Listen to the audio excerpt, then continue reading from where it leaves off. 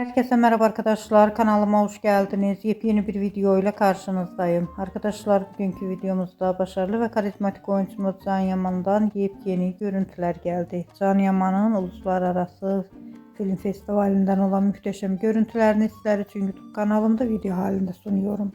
Umarım beğenirsiniz. Arkadaşlar videomu beğendiyseniz kanalımı izlemeyi ve bildirim butonuna basmayı unutmayın.